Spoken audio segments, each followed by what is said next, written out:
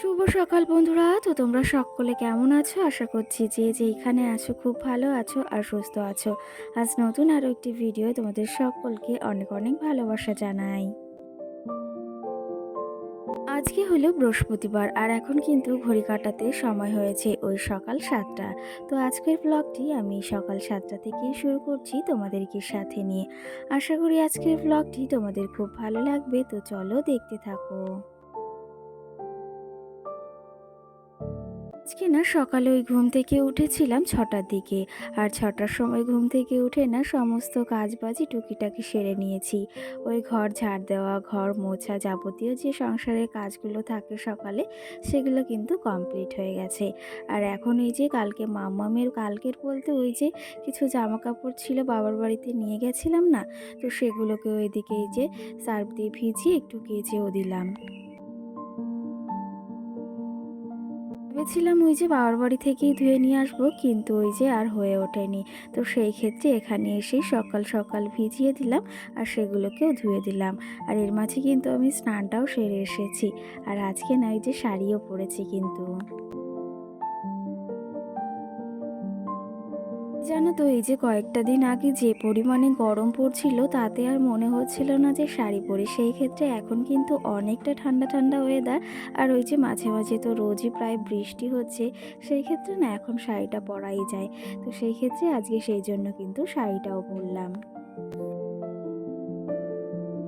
এখন কিন্তু চলে এসেছি ফুল তুলতে। আজকে না মানে সবাই এত পরিমাণেই ফুল নিয়ে গেছে যে গাছে ফুলই নেই। ওই যে কটা রয়েছে তাও না খুঁজে খুঁজে বের করতে হচ্ছে কোথায় রয়েছে। সেই ক্ষেত্রে যে কটা পেয়েছি, আর এখানে এসে দেখি এত সুন্দর একটা দৃশ্য। প্রজাপতিটাকে যে এতটা সুন্দর লাগছে সেটা আর তোমাদের সঙ্গে না শেয়ার করে পারলাম না। এইদিকে আমাদের এই যে পঞ্চজবা গাছে না একটা ফুলও ফুটেছে, সেটাকেও ছিঁড়ে নেব। কি জানো তো, এই গাছটাতে না প্রচুর পরিমাণেই কড়ি আসে, কিন্তু সেই কড়িগুলো না একদমই থাকে না। আমাদের যদি কারোর জানা থাকে যে ফুল গাছের কড়ি কেন পড়ে যায় আর কি দিলে এটা কমে, অবশ্যই কিন্তু আমাকে কমেন্ট করে জানিও। আমি না জানি না। তো সেই ক্ষেত্রে প্রচুরই কড়ি পড়ে যাচ্ছে আর এটা দেখে না ভীষণই খারাপ লাগে। আর এদিকে মামাম সোনা উঠে গেছে ঘুম থেকে, ওকেও না রেডি করিয়ে দিয়েছি। আর ও আর ওর পাপা এদিকে গেল বাজারে।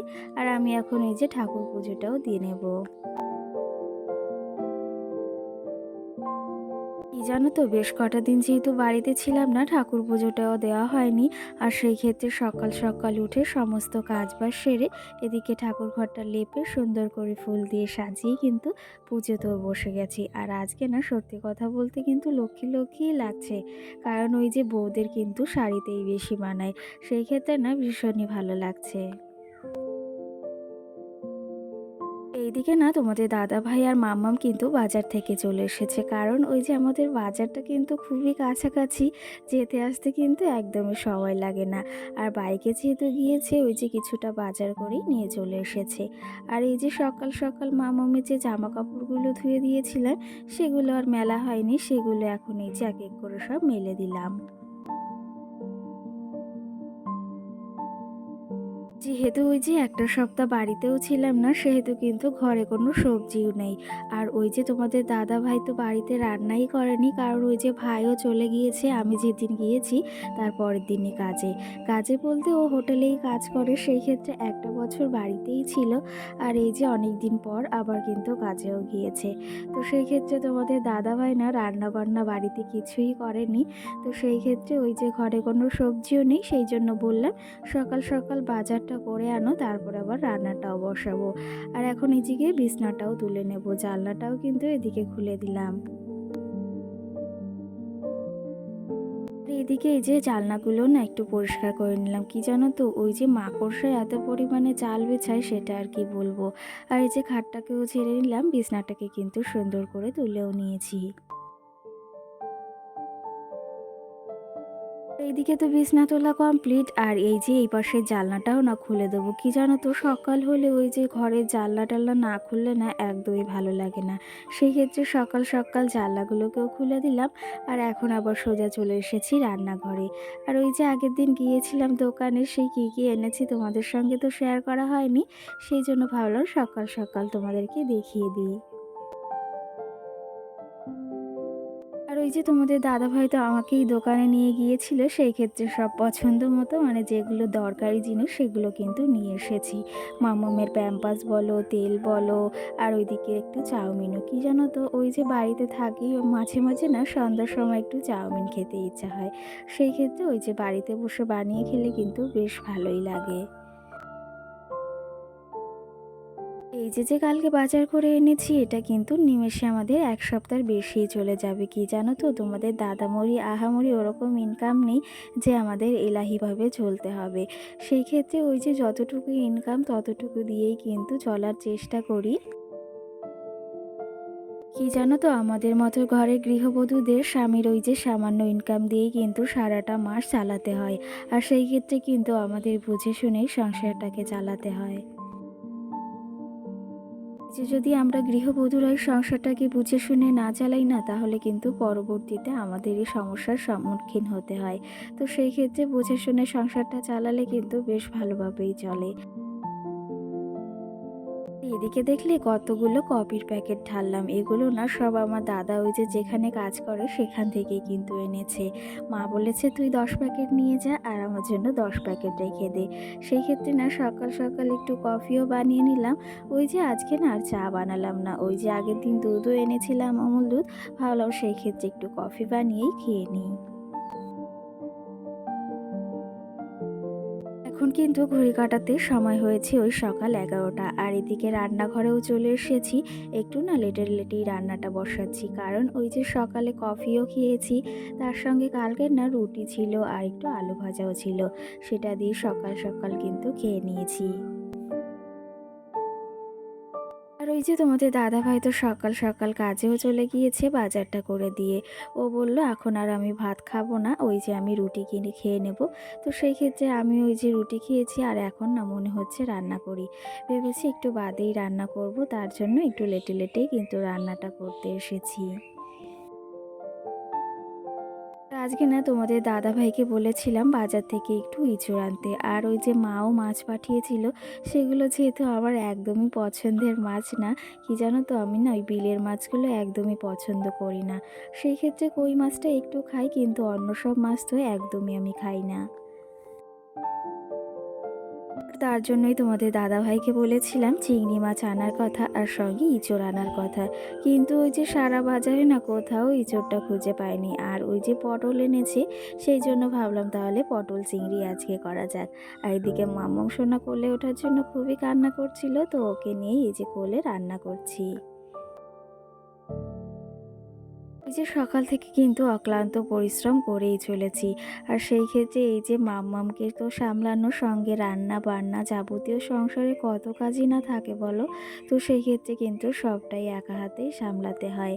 আর এদিকে দেখো পটল চিংড়িও কিন্তু একদম রেডি হয়ে গেছে। এই যে রান্না বাড়া সেরে কিন্তু একদম খাওয়া দাওয়া করতেও বসে গেছি। আর তোমাদের দাদা ভাইও না ওই যে কাজ থেকে চলে এসেছে, স্নানটাও সেরে নিয়েছে। আর এখানে যে পাট শাক রান্না করেছি সেটা তোমাদের দাদা ভাই দিকে আগে খেয়ে নিয়েছে, আর সঙ্গে পটল চিংড়ি। আর আজকে না তেমন কিছুই রান্না করিনি। আর এই যে তিনজনে কিন্তু এইদিকে খেতেও বসে গেছি, মামাম যদিও খাচ্ছে না, ও শুধু বসেই রয়েছে। তো চলো তবে এখন এই যে খাওয়া দাওয়া করে আবার চলে এসেছি সন্ধ্যার সময়। কি জানো তো, ওই যে সবজিগুলো এনেছিল সকালে, সেগুলোকে রাখা হয়নি, সেগুলোকে এক এক করে এখন ফ্রিজে রেখে দেবো। দিনের মতনও আজও তোমাদের এই কথাটি বলবো, যদি তোমাদের আমার ভিডিওগুলো ভালো লাগে থাকে তাহলে অবশ্যই লাইক কমেন্ট করে আমার পাশে থেকো। আর যদি আমার চ্যানেলটিকে সাবস্ক্রাইব করতে ইচ্ছা হয় অবশ্যই সাবস্ক্রাইব করে পাশে থাকা বেল আইকনটিও প্রেস করে দিও। আর আমার যে সকল বন্ধুরা অলরেডি এই কাজটি করে রেখেছো তাদেরকে অসংখ্য ধন্যবাদ জানাই আমার পাশে থাকার জন্য আর আমার ভিডিওগুলোকে দেখার জন্য। সবজিগুলো যেহেতু সকালে এনেছে সেগুলোকে আর রাখা হয়নি। আর ওই যে খাওয়া দাওয়া করে না বেশ বড় একটা ঘুমও দিয়েছিলাম। আর তোমাদের দাদাভাই কিন্তু কাজে চলে গিয়েছিল। আমি আর মামুম কিন্তু সেই ঘুমিয়েছি 4টের সময় আর উঠেছি কিন্তু ওই 6:30টার দিকে। তো সেই ক্ষেত্রে বৃষ্টি তো এখনও হয়ে চলেছে। আর ভাবলাম যখন হাতে একটু সময় রয়েছে তাহলে ফ্রিজটাকেও একটু পরিষ্কার করে নিই। আর বাজার থেকে যে সবজিগুলো এনেছে সেগুলোকেও ঠিকঠাক করে রাখি।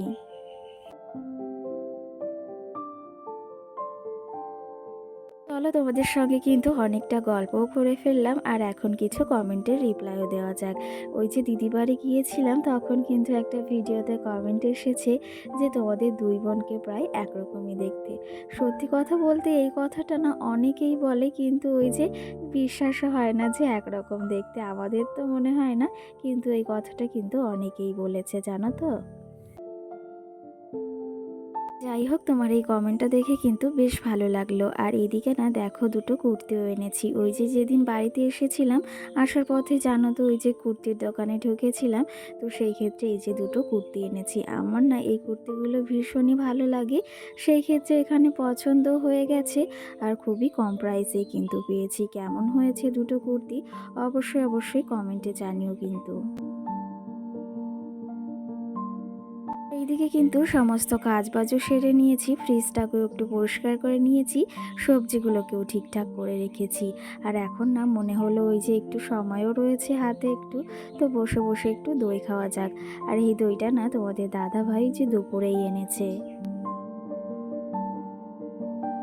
কি জানো তো ওই যে যেহেতু শরীর খারাপ হয়েছিল, জ্বর হয়েছিল, তারপর থেকে না প্রচুরই দই খেতে ইচ্ছা হচ্ছে। তো সেই ক্ষেত্রে না এই যে মানে জ্বরের পর থেকে না এই ভারের 3 ভার মানে সেম দই খেয়ে নিয়েছি। তো সেই ক্ষেত্রে দইটা যে এতটা ভালো সেটা আর কি বলবো। আর এখনও একটু নিয়ে নিয়েছি, এটা এখন বসে বসে খাবো। তো চলো তবে আজকের ব্লগটি এখানেই শেষ করছি। কেমন লেগেছে অবশ্যই কমেন্টে জানিও। সকলকে টাটা।